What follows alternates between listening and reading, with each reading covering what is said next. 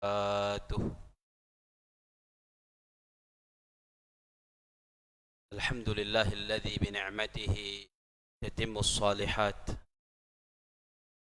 وأشهد أن لا إله إلا الله وحده لا شريك له خالق الكائنات، وأشهد أن سيدنا ونبينا محمدا عبده ورسوله، خير من أدى الأمانات. اللهم صل وسلم وبارك وكرم ومجد وعظم وتكرم وتحنن على سيدنا ونبينا وحبيبنا ومولانا محمد أزكى البشريات، وعلى آله وأصحابه ما دامت الأرض والسماوات. سبحانك لا علم لنا إلا ما علمتنا إنك أنت العليم الحكيم. رب اشرح لي صدري ويسر لي أمري واحلل عقدة من لساني يفقه قولي. اللهم علمنا ما ينفعنا وانفعنا بما علمتنا وزدنا علما. اللهم إنا نسألك علما نافعا وقلبا خاشعا ولسانا ذاكرا وعملا صالحا متقبلا ورزقا حلالا طيبا مباركا وشفاء من كل داء. اللهم أخرجنا من ظلمات الوهم وأكرمنا بنور الفهم، وافتح علينا بمعرفة العلم وسهل أخلاقنا بالحلم. اللهم اجعلنا من الذين يستمعون القول فيتبعون أحسنه. اللهم افتح علينا فتوح العارفين وهب لنا ما وهبته لعبادك الصالحين. أما بعد. Alhamdulillah, disyukur kepada Allah Subhanahu wa taala atas setiap nikmat dari nikmat-nikmat Allah, atas setiap karunia dari karunia-karunia Allah Subhanahu wa taala, dan atas semua kebaikan yang diberikan oleh Allah Jalla Jalaluhu kepada kita. Sampai saat ini kita masih diberi nikmat umur oleh Allah Subhanahu wa taala, yang mesti kita sadari menjadi satu-satunya bekal kita untuk kemudian berjumpa dengan Allah Subhanahu wa taala pada hari kiamat kelak. Dan juga dengan nikmat umur yang masih diberi oleh Allah Subhanahu wa taala, Allah masih beri kita kesempatan untuk bertaubat dari dosa-dosa dan kesalahan-kesalahan yang dulu pernah kita lakukan. Maka mudah-mudahan kita bisa menjadi hamba-hamba Allah Subhanahu wa taala yang peka akan kenapa Allah Subhanahu wa taala masih memberi kita nikmat umur tersebut. Mudah-mudahan kita diberi taufik oleh Allah Subhanahu wa taala untuk memperbanyak kesalehan, perbanyak ketaatan dan kebaikan, dan juga mudah-mudahan diberi taufik oleh Allah Subhanahu wa taala untuk bertaubat dari dosa-dosa yang pernah kita lakukan kepada Allah Subhanahu wa taala. Malam hari ini jemaah, kita diberi nikmat taufik oleh Allah Subhanahu wa taala. Nikmat yang mesti kita syukuri agar Allah Subhanahu wa taala menambahkan lagi kepada kita nikmat taufiknya untuk melakukan kebaikan-kebaikan berikutnya. Karena janji Allah Subhanahu wa taala, nikmat itu apabila disyukuri akan ditambah oleh Allah Jalla Jalaluh. Kalau nikmat taufik malam ini kita syukuri, nikmat dimudahkannya kita melangkahkan kaki untuk bersama-sama melaksanakan salat fardu maghrib berjamaah, kita syukuri. Harapan kita mudah-mudahan dengan mensyukuri nikmat taufik ini Allah tambah taufik-taufik berikutnya untuk melakukan ketaatan-ketaatan selanjutnya. Amin. Allahumma amin. Salawat dan salam mudah-mudahan senantiasa tercurahkan dan terlimpahkan kepada Nabi yang agung, manusia terbaik yang pernah menginjakkan kakinya di atas bumi Allah Subhanahu wa taala, satu-satunya manusia yang sempurna, Nabi kita Sayyiduna wa Maulana Muhammad sallallahu alaihi wasallam. Juga mudah-mudahan salawat dan salam tersebut tercurahkan kepada keluarga beliau, para sahabat beliau, serta orang-orang beriman yang senantiasa istiqamah mengikuti jejak langkah beliau dan berpegang teguh kepada sunnah beliau sallallahu alaihi wasallam sampai yaumil qiyamah. Amin ya rabbal alamin. Jemaah yang dimuliakan Allah Subhanahu wa taala dan mudah-mudahan dirahmati oleh Allah Subhanahu wa taala. Melanjutkan kembali kajian kita tentang kitab Al-Kabair, kitab yang berisi daftar hitam dosa-dosa besar kepada Allah Subhanahu wa taala. Tulis oleh Imam Al-Hafidh Syamsuddin Abu Abdullah Muhammad bin Ahmad bin Uthman bin Qaymaz Al-Zahabi rahimahullahu ta'ala. Kita masih pada pembahasan dosa besar yang ke-16 atau yang ke-17. Kita belum menyelesaikan bahasan dosa besar yang ke-17, itu dosa besar kibr atau dosa besar sombong, dosa besar angkuh, dosa besar congkak. Sebelumnya Al-Imam Al-Zahabi rahimahullahu ta'ala menukilkan kepada kita dalam kitab beliau ini beberapa ayat-ayat Al-Quran dan juga beberapa hadis-hadis Nabi sallallahu alaihi wa ala alihi wa sahbihi wa baraka wa sallam yang berisi ancaman-ancaman bagi pelaku-pelaku kesombongan, bagi orang-orang yang di dalam hatinya ada penyakit dan dosa sombong ini. Yang terakhir pada pekan yang telah lalu kita sampai pada sebuah hadis qudsi, hadis yang merupakan firman Allah Subhanahu wa taala yang diriwayatkan oleh Rasulullah sallallahu alaihi wasallam dari Allah Jalla Jalaluh. Hadis itu diriwayatkan oleh Al-Imam Muslim. Diriwayatkan oleh Al-Imam Muslim rahimahullahu ta'ala dari sahabat Nabi yang mulia Sayyidina Abi Sa'id Al-Khudri radhiyallahu ta'ala anhu dan juga Sayyidina Abu Hurairah radhiyallahu ta'ala anhu wa ardah, di mana kata Al-Imam Al-Zahabi rahimahullahu ta'ala, qala rahimahullahu wa nafa'ana bihi wa bi'ulumihi fid daraini amin. Wa qala sallallahu alaihi wasallam, dan Nabi sallallahu alaihi wasallam bersabda, qala Allah ta'ala, kata Nabi, Allah ta'ala berfirman di hadis qudsi. Apa kata Allah Jalla Jalaluhu? Al-'azamatu izari wal kibriya'u ridai faman naza'ani fihima alqaituhu finnar. Rawahu Muslim. Kata Allah Subhanahu wa ta'ala berfirman di dalam sebuah hadis qudsi,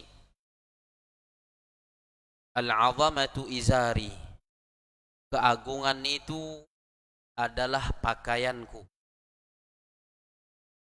Di dalam bahasa Arab, izar itu diartikan sebagai pakaian bagian bawah yang dipakai seseorang di tubuhnya bagian bawah. Atau boleh kalau kita terjemahkan, kalau itah terjemahkan marak huang bahasa itah, izar itu dengan makna tapih. Nah, Allah Subhanahu wa ta'ala di dalam hadis qudsi ini menyebut al-'azamah, keagungan. Ini adalah satu dari sekian banyak sifat kemuliaan Allah Subhanahu wa ta'ala, yaitu keagungan. Karena antara nama-nama Allah Subhanahu wa ta'ala yang ada di dalam Al-Asma'ul Husna, nama-nama Allah yang indah itu adalah Al-Azim, Allah yang Maha Agung. Dari setiap nama itu biasanya ada sifat Allah. Jadi ada nama, ada sifat. Ada nama, ada sifat. Allah misalnya namanya Ar-Rahman. Allah yang maha pengasih. Nah, dari nama Ar-Rahman ini muncul sifat rahmah, sifat kasih sayang Allah Subhanahu wa taala. Di antara nama Allah Al-Afu, Allah yang maha pemaaf. Berarti dari nama Allah, Allah yang maha pemaaf ini ada sifat af, yaitu sifat maaf. Termasuk di dalam hadis ini Allah Subhanahu wa taala menyebutkan salah satu sifatnya, yaitu sifat keagungan, Al-Azamah. Berarti diambil dari nama Allah Al-Azim, Allah yang maha agung. Ikhwan, Allah Subhanahu wa taala Al-Azamatu izari. Keagungan itu adalah pakaianku. Atau kalau boleh kita menterjemahkannya tapi hadis ini jangan difahami secara tekstual. Jangan hanya bermodalkan mengerti terjemahan bahasa Arab lalu kemudian memahami hadis. Karena ada hadis-hadis dari baginda Rasulullah sallallahu alaihi wasallam yang tidak bisa difahami dengan hanya modal tahu bahasa Arab dan tahu menterjemahkan bahasa Arab. Makanya sehuang disiplin ilmu keislaman itu ada satu disiplin ilmu nang araya mustalahul hadis atau ulumul hadis. Itu adalah salah satu ilmu selain untuk mengetahui sahih atau tidaknya hadis ini. Selain untuk mengetahui kedudukan dan derajat hadis itu, apakah dia hadis yang sahih, yang valid, yang otentik, yang penisbatannya kepada baginda Nabi Muhammad itu tidak diragukan, atau hadis itu hasan, atau hadis itu dhaif, atau bahkan maudhu, palsu. Juga ilmu hadis atau mustalahul hadis ini fungsinya untuk memahami hadis itu sendiri. Bantu dengan ilmu usul fikih untuk memahami hadis Nabi sallallahu alaihi wasallam. Kita ambil contoh misalnya ada sebuah hadis yang disabdakan oleh Rasulullah sallallahu alaihi wasallam gikuan beliau, fa idza ataitumul ghaid, apabila kalian pergi ke tempat buang hajat, atau kalau bahasa itah sekarang WC. Nabi apabila itu hendak maraukan buang hajat, fala tastaqbilul qiblata wala tastadbiruha, maka janganlah kalian ketika buang hajat, ketika buang air kecil atau ketika buang air besar, si tempat buang hajat teh kawan Nabi, janganlah kalian menghadap kiblat ataupun membelakangi kiblat.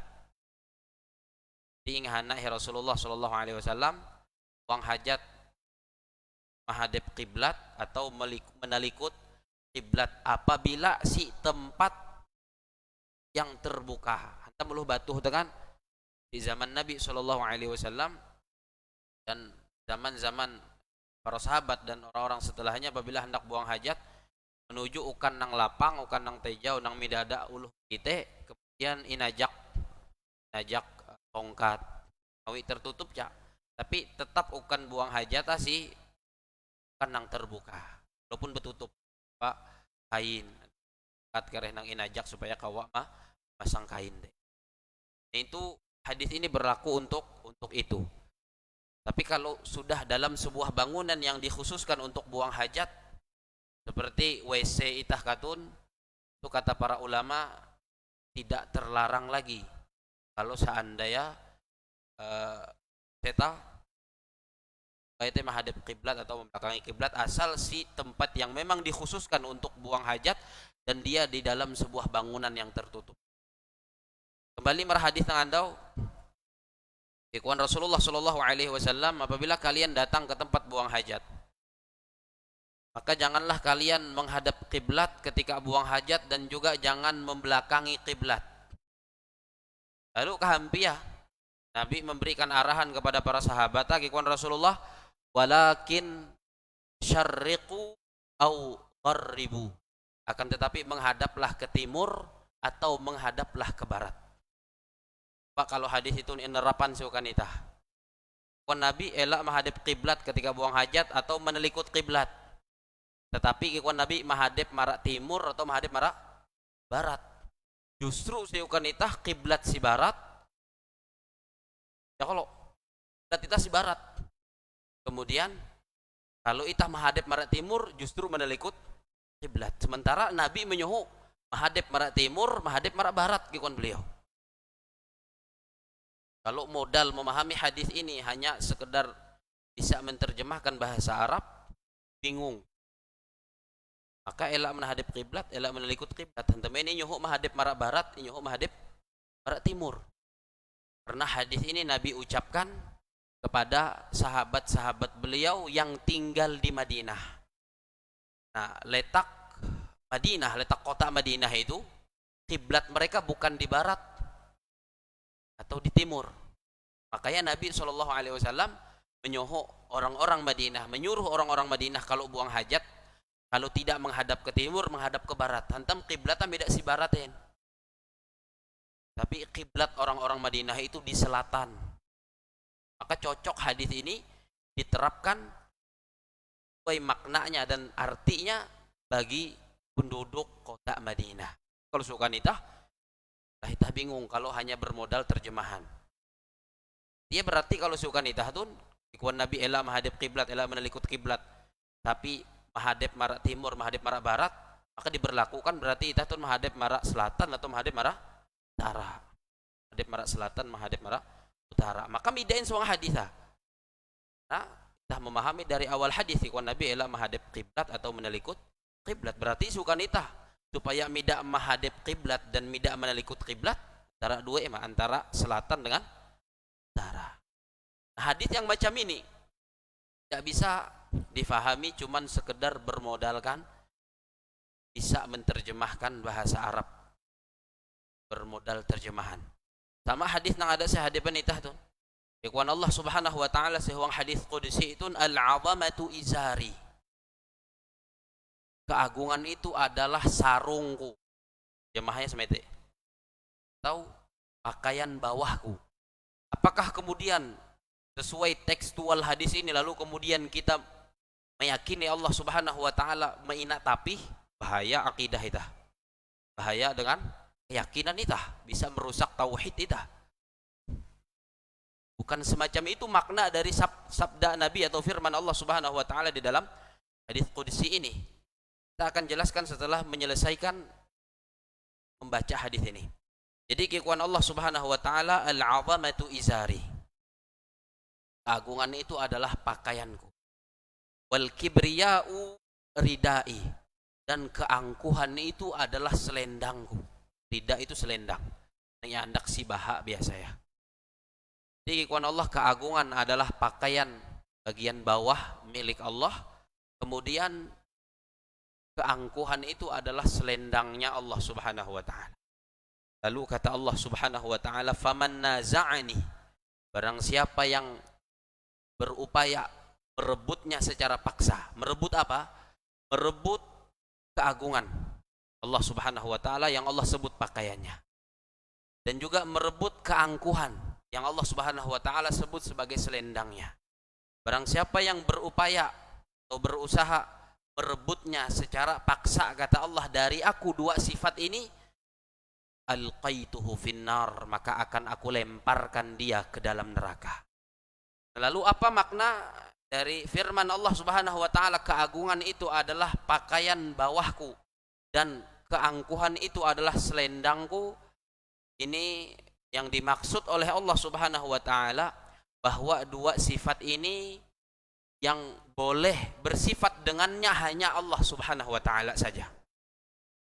Yang boleh menggunakan dua sifat ini, yang boleh memiliki dua sifat ini, dua sifat yang pertama tadi keagungan, yang kedua adalah keangkuhan, kesombongan, itu hanya Allah Subhanahu wa taala saja yang boleh. Sifat Allah Subhanahu wa taala itu banyak dan semuanya sifat-sifat kemuliaan, sifat-sifat yang menunjukkan kelebihan. Di antara sifat Allah sifat rahmah, sifat kasih sayang. Di antara sifat Allah Subhanahu wa taala sifat afu, pemaaf. Di antara sifat Allah Subhanahu wa taala al-karam, dermawan, pemurah. Di antara sifat Allah Subhanahu wa taala al-hilm, tidak pemarah. Antara sifat Allah Subhanahu wa taala as-sabr. Allah Subhanahu wa taala memiliki sifat sabar. Dan juga termasuk sifat Allah al-'azamah. Allah Subhanahu wa taala memiliki sifat keagungan, al-kibriya, keangkuhan, kesombongan.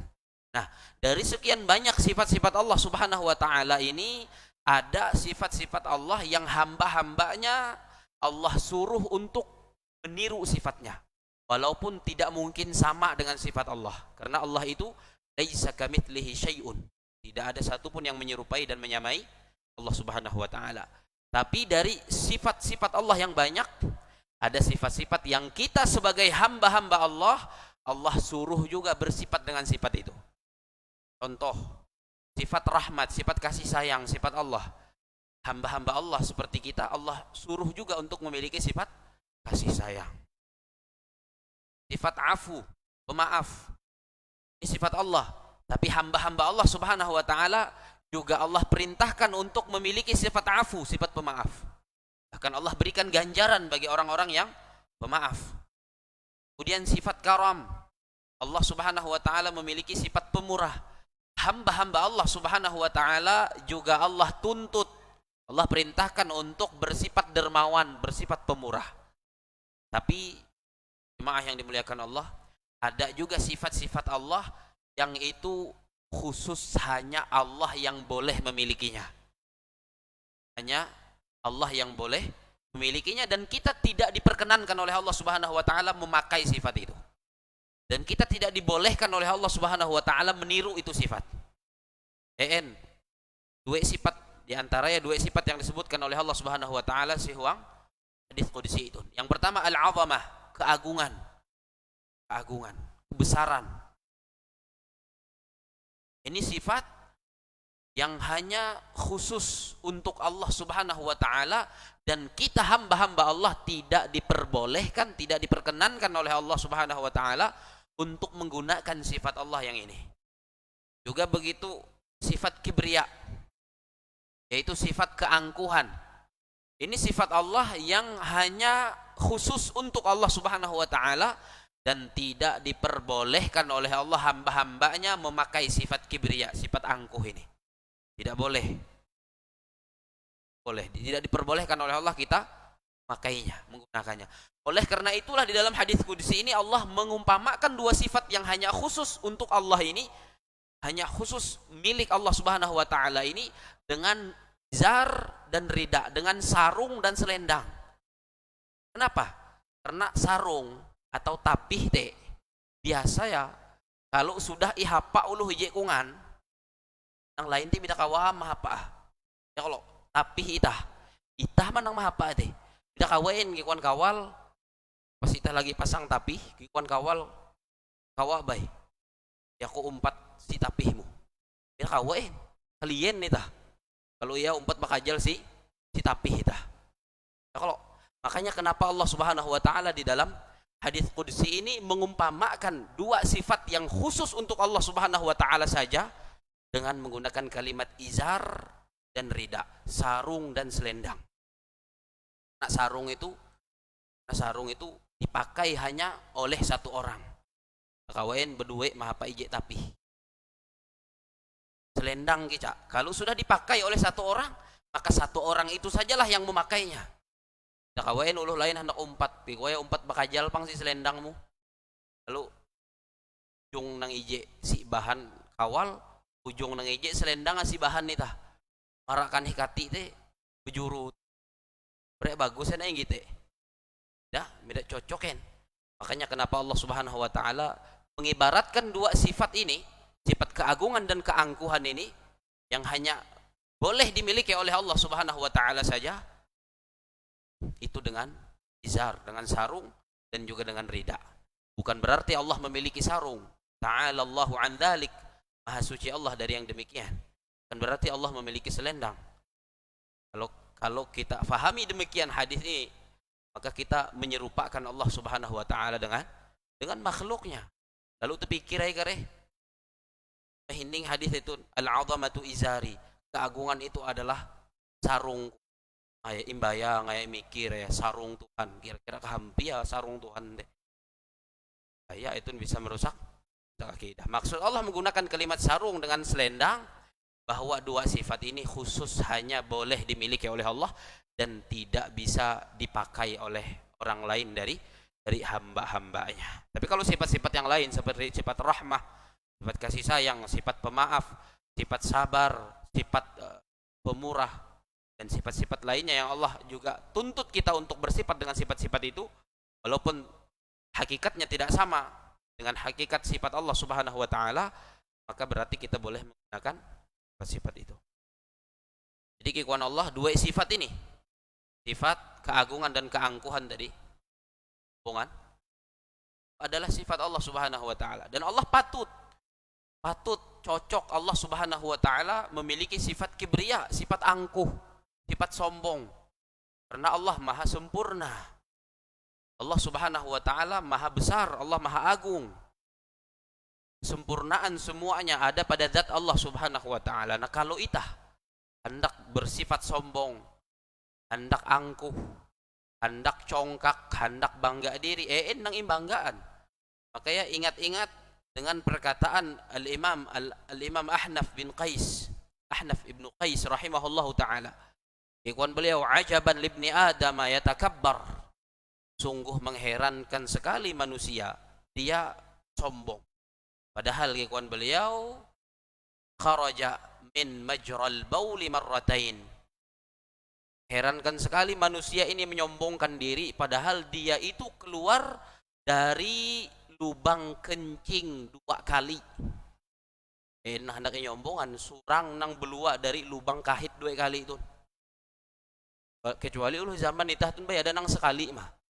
Soalnya ada nang belua hayak tenai. Berarti sekali mana itu? Belua hayak tenai itu nyila uluh tenai ya. Kalau uluh batuh ke arean belua ya hayak lubang kahit 2 kali. Lubang kahit bapak, lubang kahit enak hendak nyombongan. Enak hendak nyombong. Wa qala sallallahu alaihi wasallam, dan Nabi sallallahu alaihi wasallam bersabda, ikhtasamatil jannatu wan nar. Surga dan neraka bertengkar. Nabi sallallahu alaihi wasallam. Nah, itu hadis sahih. Kan muttafaqun ala sihhatihi, disepakati sahihannya oleh Al-Imam Al-Bukhari juga Al-Imam Muslim.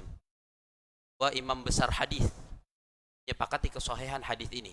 Ikhwan Nabi sallallahu alaihi wasallam bahwa surga dan neraka itu bertengkar.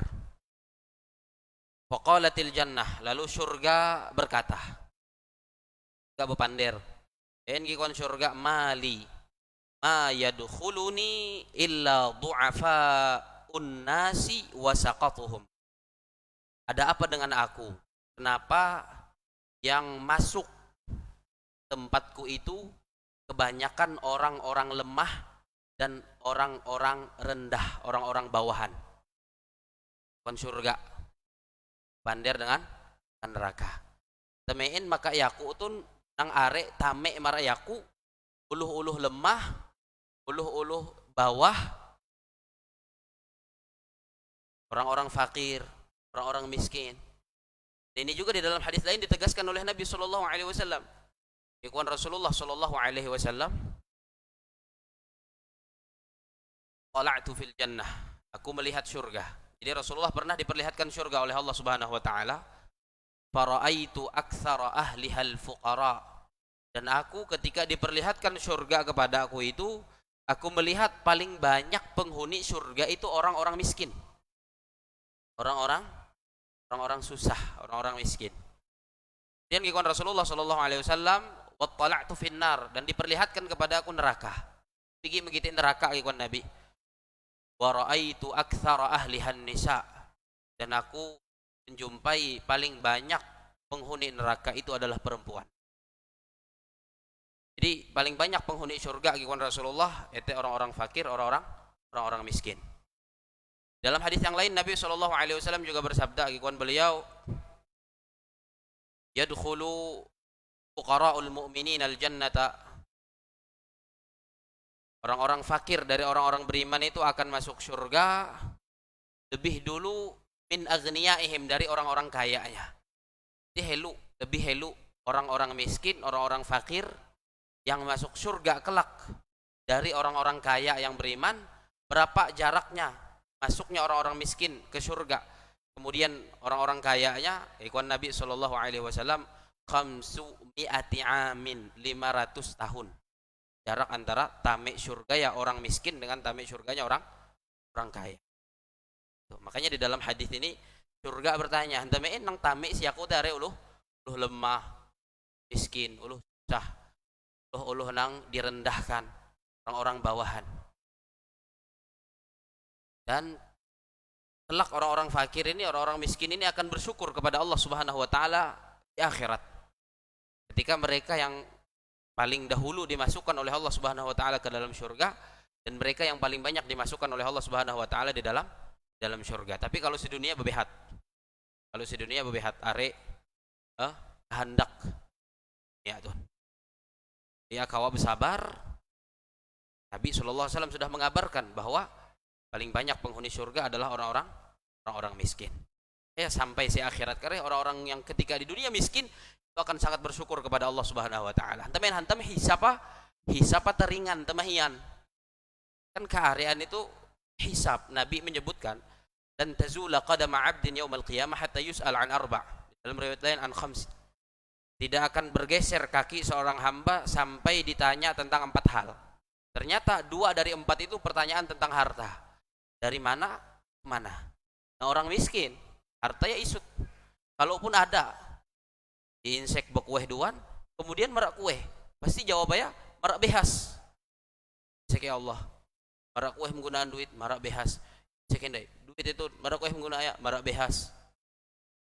Lepah kan milik behas mah, kan kinan si dunia. Makanya capat hisabah. Tapi kalau orang-orang sugih, uluh duit, dapat duit bekueh, dan merak kue menggunakan macam nang imili macam ya. Nah, tapi kalau nang miskin nah kearean teh menggunakan marak behas, marak hapak kuman. Jarang enang. Kayak Nabi sallallahu alaihi wasallam menyebut bahwa paling banyak itu adalah orang-orang miskin, orang-orang fakir. Hadis ini juga menegaskan kepada kita ketika surga bertanya, kenapa giwan surga yang paling banyak masuk ke tempatku itu adalah orang-orang lemah, orang-orang fakir, orang-orang miskin. Wa qalatin nar, lalu dijawab oleh neraka, giwan neraka, tirtu bil jabbarina wal mutakabbirin. Karena nang datuh-datuh nang sombong-sombong giwan neraka, nang merasa mulia ya, ete lepah si ukanku. Neraka menjawab pertanyaan surga, lepah si ukanku.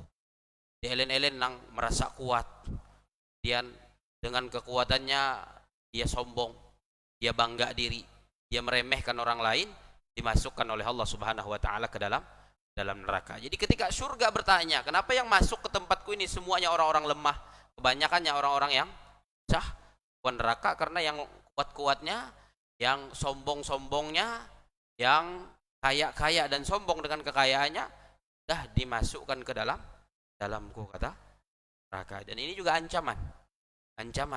Jika Nabi menyampaikan tentang dialog antara surga dengan neraka, neraka menyebutkan ternyata yang banyak menghuni dirinya adalah orang-orang yang merasa dirinya memiliki kelebihan, merasa dirinya memiliki kekuatan, bangga diri dan menyombong. Wa qala Allah Ta'ala berfirman, "Wala tusa'ir khaddaka lin-nas wala tamshi fil ardi maraha innallaha la yuhibbu mukhtalin fakhur." Ay la tumil khaddaka mu'ridan mutakabbiran wal marahu at-tabakhtur. Allah Subhanahu wa taala berfirman, "Wan Allah wala tusa'ir khaddaka linnas." Janganlah engkau memalingkan wajahmu dari manusia. Para ulama tafsir menafsirkan ayat ini, maksud Allah Subhanahu wa taala wala tu'rid wajhaka 'anil nasi idza kallamuka au kallamtahum. Janganlah engkau memalingkan wajahmu dari orang lain ketika mereka berbicara kepadamu dan ketika engkau berbicara kepada mereka. Itu adab. Adab ketika bepander dengan uluh. Adab ketika bepander dengan uluh. Ikuan Allah Subhanahu wa taala ketika bepander dengan uluh teh bau teh elak memalingin dengan dari uluh nang sedang bepander dengan itah teh. Artinya bau i hadepan mara uluh teh mate teh imandang uluh teh. Kan kadang-kadang ada imander bau ia menghadapkan nang bepander teh itu. Dia menghadapkan nih. Yang macam itu nih kuan Allah Subhanahu wa taala kalau dia lakukan dengan kesombongan itu bagian dari dosa besar dan ancamannya adalah kemurkaan Allah Subhanahu wa taala di akhir ayat. Makanya Rasulullah sallallahu alaihi wasallam di antara akhlak beliau sallallahu alaihi wasallam, antara adabnya Nabi Muhammad sallallahu alaihi wasallam yang kita juga dituntut untuk menirunya. Nabi itu apabila beliau berbicara kepada lawan bicaranya, maka mata beliau menatap mata orang yang berbicara. Natap mata orang yang berbicara. Atau bahkan seorang ulama mengatakan di antara akhlak ketika berbicara itu, kata beliau, ketika berbicara dengan orang, kita atau dia yang berbicara dengan kita, hendaknya senyum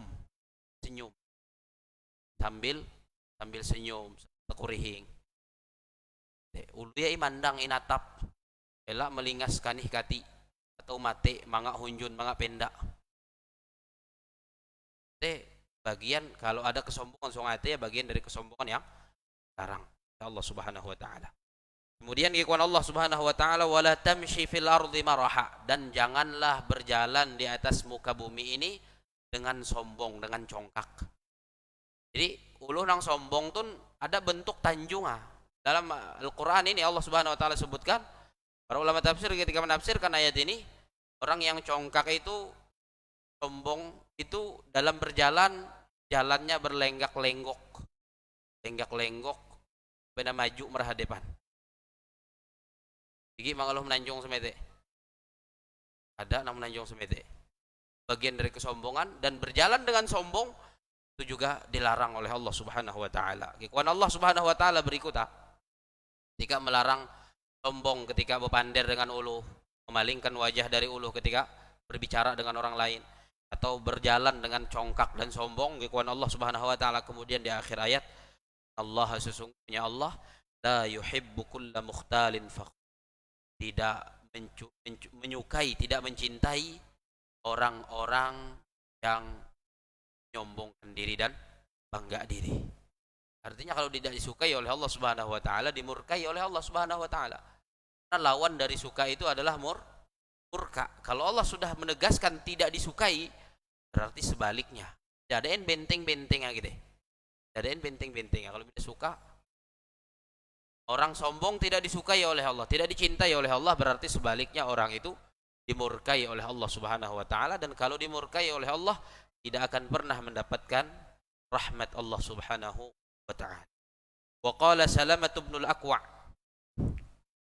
akala rajulun 'inda Rasulillah sallallahu alaihi wasallam bishimalihi qala qul biyaminika qala la astati'u faqala lastata'ta ma mana'ahu illa al-kibru fama rafa'aha ila fihi ba'du, rawahu Muslim.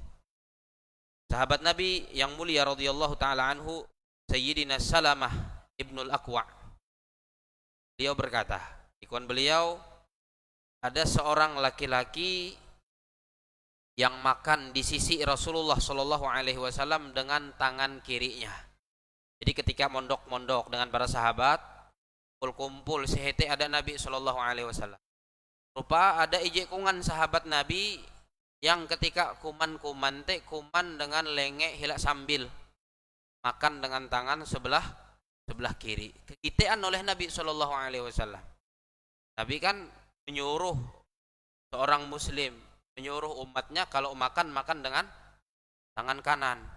Bahkan beliau menyebutkan makan dengan tangan kiri itu adalah menyerupai syaitan, karena syaitan makan dengan tangan kirinya. Orang yang makan tangan kiri, minum tangan kiri, itu sedang meniru sifatnya syaitan. Dan tidak menutup kemungkinan irasukahi setan deh. Irasukahi setan. Aku pernah berkisah, ada salah seorang ustadz yang ia tun terkenal tahu meruqyah uluh, ya, mengobati dengan Al-Quran, baca ayat-ayat Al-Quran, lalu uluh nang ina penyakit atau nang ganggu hijin, dia akan beluak, rasa kepehe, bisa terjadi reaksi kesurupan. Nah, pada suatu ketika seorang ustadz itu melakukan masal di sebuah daerah, sebuah masjid, kumpulkan are uluh ya secara umum ruqyah masal. Ketika ustadz itu membacakan ayat-ayat ruqyah, bacakan, dari sekian banyak jemaah yang hadir ada yang menampakkan reaksi kesurupan. Ada yang menampakkan reaksi kesurupan. Ketika uluh teh kesurupan, kawalan nang sigapi iya tun heran. Kawalan nang sigapi iya tun heran, uluh itu kesurupan. Teh heran elen. Lalu ustaz tun ketika mengite uluh teh kesurupan, inoke bah. Dikhususkan ruqyahnya kepada yang kesurupan tun. Lainnya dia ada nang menampakkan reaksi, hanya ria. Dikhususkan ruqyah itu kepada nang kesurupan teh. Makin membaca, hingga pada akhirnya terjadi dialog antara si ustaz tun dengan jin. Itu kan bisa terjadi antara si tukang ruqyah dengan jin yang merasuki tubuh. Terjadi dialog. Tapi sebelum dialog, kawal-kawal dari uluh nang kesurupan tun biceruman dengan ustaz.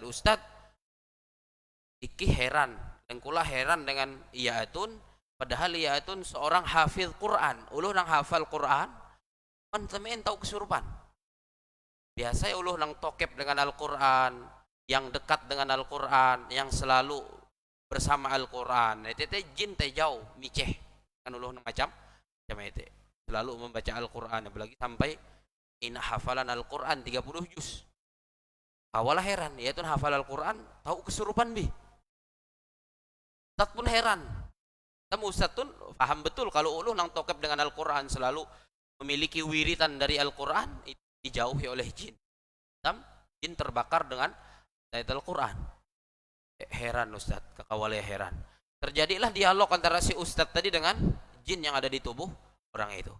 Hingga pada akhirnya disampaikan sebuah pertanyaan yang mengherankan banyak orang tadi.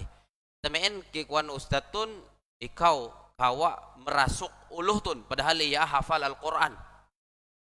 Kuan jia, jujur dia berceruman. Kikuan jin, yaku tun jadi tahiyah menggau kesempatan hendak tame mara badan uluh tun. Jadi tahiyah menggau kesempatan. Dan mida kawain, temen, ya selalu baca Al-Quran dan hafal Al-Quran. Mida kawa tamein. Cuman kikuan jin, pada suatu waktu ia atun pigi meihub banyu sekali dengan lengeh lah sambil. Ayak ete lah ya kutame. Sekali mah. Meihub banyu hila. Ayak apa lengeh hila. Sambil. Ia hayak te ya tame marak tubuh.